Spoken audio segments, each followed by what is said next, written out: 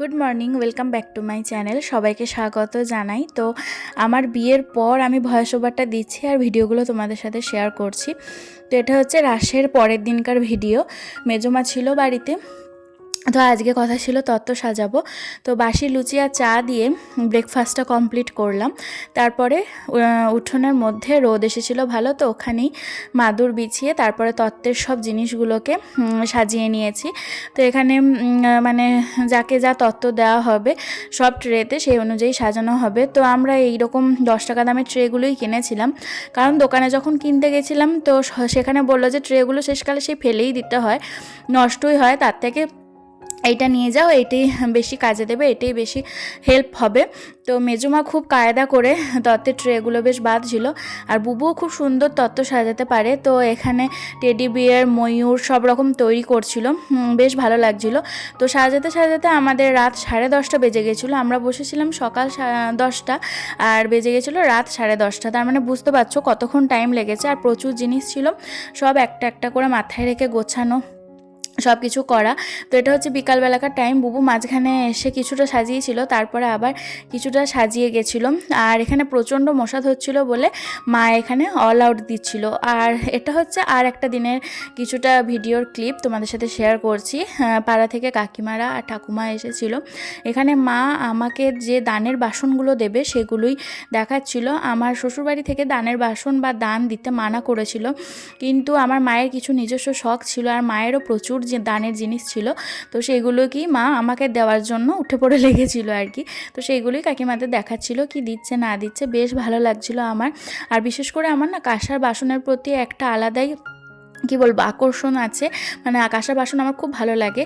আর এটা হচ্ছে আর একদিনকার video clip. সেটা হচ্ছে যে যেদিন আমার খাট, বিছানা, আলমারি, ড্রেসিং টেবিল মানে ওদের বাড়িতে পাঠানো হবে। তো এগুলোও ওরা নেব নাই বলেছিল, কিন্তু আমার একটা নিজস্ব শখ ছিল যে হ্যাঁ আমার ড্রেসিং টেবিল, আমার আলমারিটা এরকম হবে। তো সেই জন্য আমি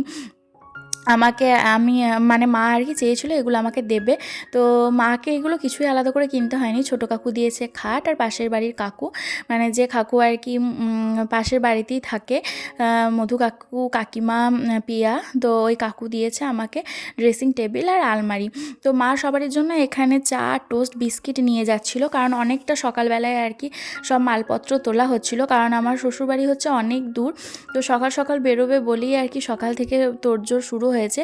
আর এই মধুকাকুর ঘরের মধ্যেই ছিল আমার আলমারি আর ড্রেসিং টেবিলটা।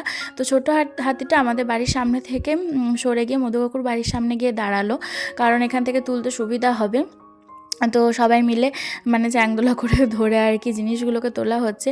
সত্যি এগুলো কি বলবো, একটা মানে প্রচুর খাটাখাটনিরও ব্যাপার। তো মধুকাকু সেটাই বলছে, তোর কাছে বিয়ে হতে পারলো না, তো কাছে হলে একেবারেই মানে গাড়িতে ওখানেই দিয়ে আসা হতো। তো এটা আবার আলাদা করে আমাদের গাড়ি করতে হয়েছে, সত্যিই খুব বিরক্তিকর ব্যাপার। তো যাই হোক, সব আর কি তোলার পর এখানে বাঁধা সাধা হচ্ছিল। তারপরে এখানে ড্রেসিং টেবিলটা আমার ইচ্ছে ছিল আমার মনের মতো হবে। তো মধুকাকু সমস্ত রকম আমাকে ছবি টবি সব দেখিয়ে আমাকে ড্রেসিং টেবিল আর আলমারি দিয়েছে।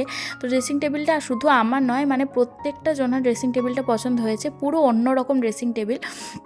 তো সত্যি মেয়েদের একটা ইচ্ছা থাকেই, তাই না, যে তাদের সাজার জায়গাটা যেন ঠিক অন্য রকম হয়। তো তারপরে আমি এখানে জকে করে জল নিয়ে মানে ছোটো হাতির সামনে দুটো চাকা আর পিছনে দুটো চাকাতে দিয়ে দিচ্ছিলাম, কারণ একটা মানে যাত্রা হচ্ছে, শুভ জায়গায় যাওয়া হচ্ছে, তো সেই জন্য মা বলেছিল জলধারা দিয়ে দেওয়ার জন্য। তো আমি গাড়ির চাকাগুলোতে জলের ধারা দিয়ে দিলাম। তো এই যে ঠাকুরের নাম নিয়ে গাড়ি এগিয়ে গেল।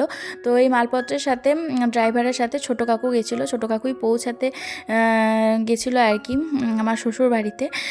তো এই যে আমরাও ঠাকুরের নাম নিয়ে নিলাম, আর এখানে গাড়ি স্টার্ট হয়ে গেল।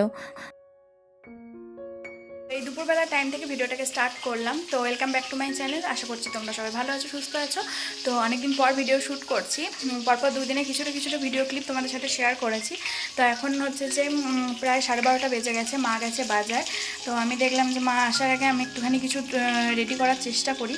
তো এই প্রথমবার আমি বেগুন ভাজা বসিয়েছি, কেমন হবে বুঝতে পারছি না। তো চলো একবার তোমাদের সাথে শেয়ার করে দিই।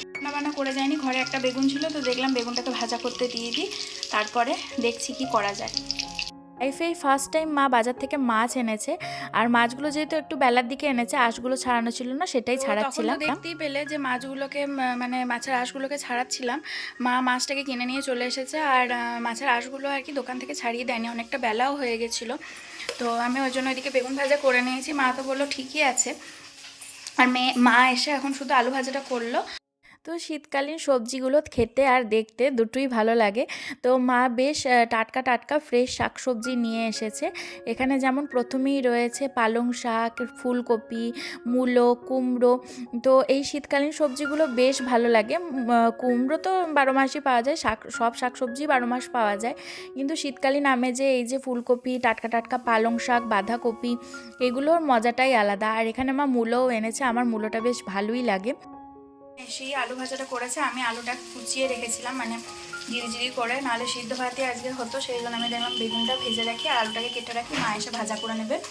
আর এদিকে দুটো মাছ ভাজা বসিয়ে দিয়েছি। শনিবার মা তো মাছ খাবে না, আমাকেই দেবে। আমি মানা করলাম যে দুটো মাছ ভাজতে হবে না, আমি ওই এমনি নিরামিষ ভাতই খেয়ে নেবো। তো মা বললো যে না, আজকে আনলাম যখন একটু ভেজে দিই, মাছ ভাজা খেতে ভালোবাসি, সেই জন্য মা দুটো মাছ ভাজা করে দিচ্ছে। আমি বললাম একটা করে দিতে, মা বললো না দুটোই করে দিই। আর মা খাবে না, আজকে শনিবার। তো চলো স্নান টান করে নিয়েছি, চুলটাকে ভালো করে আঁচড়ে নিই আর মুখে একটুখানি ক্রিম লাগিয়ে নিই। এই যে দেখো, এখানে রয়েছে গরম গরম ধোয়া ওঠা ভাত, বেগুন ভাজা, আলু ভাজা, আর এখানে রয়েছে দুটো পিস মাছ ভাজা। তো চলো লাঞ্চটা সেরে নিই। তো সামনে বিয়ে আসছে বলে কাজের চাপ অনেকটাই, অনেক কিছুই তোমাদের সাথে শেয়ার করতে পারিনি মাঝখানটা, প্রচুর ব্যস্ত ছিলাম। তো রাতের ডিনারে রয়েছে রুটি, ডিমের অমলেট, আলু ভাজা আর বেগুন ভাজা, আমার ফেভারিট। আমাদের বাড়িতে একটা নবান্ন উৎসব হয়েই থাকে। তো এবারে যেহেতু সামনে বিরাট বড় একটা কাজ, বিরাট বড় মানে কি বলবো খরচ খরচা, সেই জন্য খুব সামান্য পরিমাণে মানে সব কিছু দিয়ে আর কি নবান্ন জোগাড়টা করা হয়েছে। এখানে দেখতে পাচ্ছ নতুন চালটাও আমাদের কেনা হয়নি, যেটুকু শাকসবজি ছিল সেটুকু দিয়েই আর কি মোটামুটির মধ্যে হয়েছে। তো যেটুকু নইলে নয় সেটুকুই করা হয়েছে। তোমরা কে কে নবান্ন উৎসব পছন্দ করো অবশ্যই জানিও। সামনে এত বড় কাজ, সেই জন্য এইবার এরকম খুব অল্পের মধ্যে আর সিম্পলের মধ্যেই জোগাড় করা হয়েছে। তো নতুন খেতে হয় বলে মানে এইরকম জোগাড় করতে হয়েছে। আর মা কালীকে পুজো দেওয়ার পরই আর কি চাল নবান করা হয়েছে।